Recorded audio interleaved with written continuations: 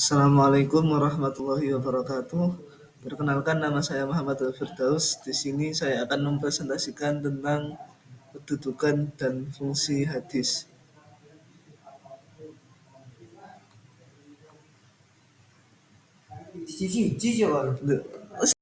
Subbabnya yakni yang pertama kedudukan dan kehujahan hadis ada 4: dalil Al-Quran, dalil hadis, ijma' dan argumentasi rasional.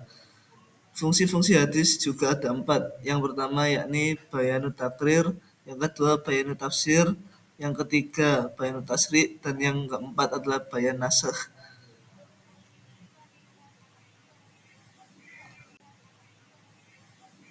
Kedudukan dan kehujahan hadis. Seluruh umat Islam telah sepakat bahwa hadis merupakan salah satu sumber ajaran Islam. Keharusan mengikuti hadis bagi umat Islam tidak baik berupa perintah maupun larangannya, sama halnya dengan kewajiban mengikuti Al-Quran.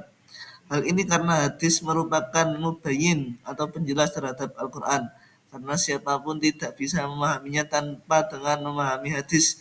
Begitu pula halnya menggunakan hadis tanpa Al-Quran, karena Al-Quran merupakan dasar hukum pertama yang di dalamnya berisi garis besar syariat. Dengan demikian, antara hadis dengan Al-Quran memiliki kaitan sangat erat untuk memahami dan mengamalkannya.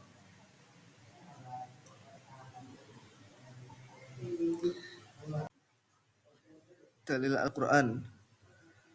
Dari ayat Al-Quran tersebut dapat ditarik suatu pemahaman bahwa ketaatan kepada Rasulullah adalah mutlak, sebagaimana ketaatan kepada Allah. Begitu pula halnya dengan ancaman atau peringatan bagi yang durhaka. Yang kedua, dalil dari hadis Rasulullah. Hadis tersebut tegas menyatakan bahwa Al-Quran dan Sunnah Nabi merupakan pedoman hidup yang dapat menuntun manusia menjalani kehidupan yang lurus dan benar, bukan jalan yang salah dan sesat. Keduanya merupakan peninggalan Rasulullah yang diperuntukkan bagi umatnya.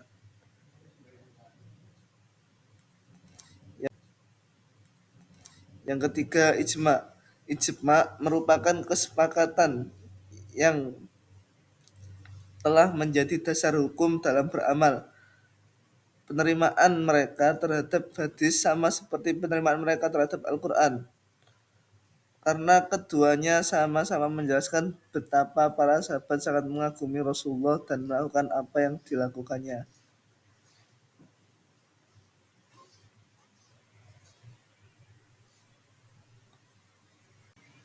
Argumentasi rasional. Kehujahan hadis dapat diketahui melalui argumentasi rasional dan teologis sekaligus.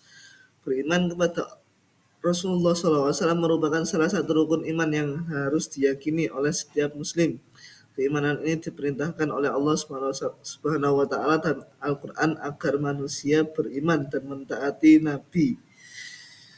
Menurut Muhammad Ajaz Al-Khatib, bila seseorang mengaku beriman kepada Rasulullah, maka konsekuensinya harus menerima segala sesuatu yang datang darinya yang berkaitan dengan urusan agama,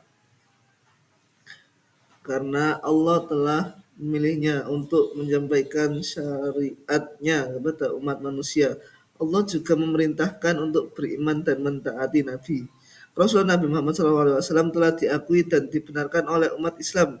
Ini menunjukkan adanya pengakuan bahwa Nabi Muhammad membawa misi untuk menegakkan amanat dari Allah Subhanahu wa Ta'ala. Dari aspek akidah, Allah bahkan menjadikan kerasulan ini sebagai salah satu dari prinsip keimanan. Dengan demikian, manifestasi dan pengakuan dan keimanan itu mengharuskan semua umatnya mentaati dan mengamalkan segala peraturan atau perundang-undangan serta inisiatif beliau, baik yang beliau ciptakan atas bimbingan wahyu maupun hasil ijtihadnya sendiri.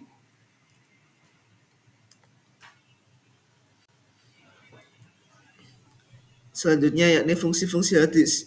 Hadis menduduki fungsinya yakni menjadi penjelas atau mubayyin isi kandungan Al-Quran tersebut.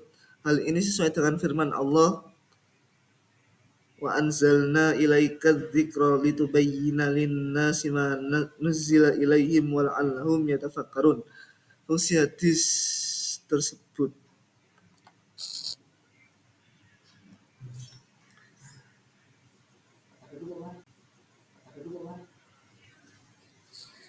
Fungsi hadis yang pertama yakni at-takrir, disebut juga dengan bayan at-takkid atau bayan isbat. Yang dimaksud dengan bayan ini merupakan menetapkan dan memperkuat apa yang diterangkan dalam Al-Quran seperti dalil Al-Quran dan hadis berikut.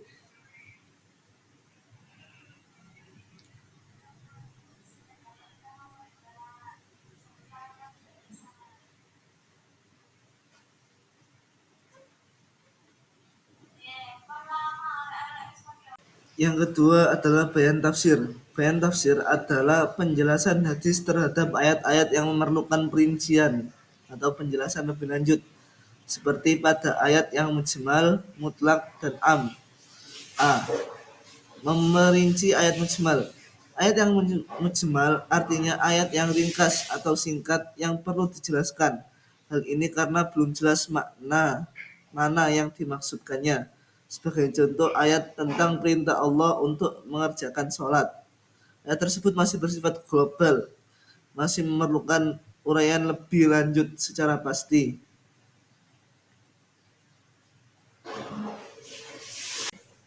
Membatasi ayat mutlak artinya membatasi ayat-ayat yang mutlak dengan sifat, keadaan, atau syarat-syarat tertentu. Contohnya yakni pada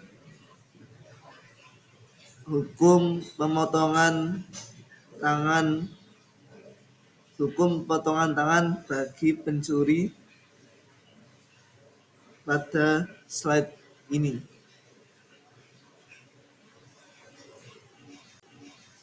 Yang ketiga yakni bayan tasyri' adalah penjelasan hadis yang berupa mewujudkan, mengadakan, atau menetapkan suatu hukum atau aturan-aturan syara' yang tidak didapati nasnya dalam Al-Quran.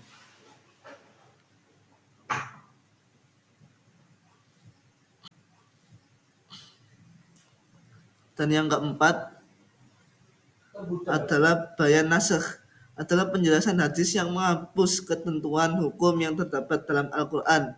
Contohnya adalah sabda Rasulullah yang dinarasikan Abu Umamah Al-Bahlili dalam slide berikut ini.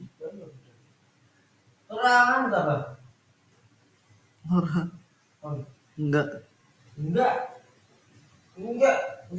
Sekian dari saya, kurang lebihnya mohon maaf yang sebesar-besarnya. Wassalamualaikum warahmatullahi wabarakatuh.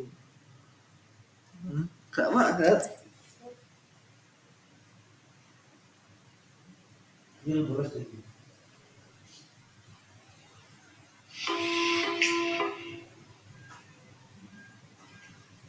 Wis iki nek lu simpan dan keluar. Mahat lagi sudah apa?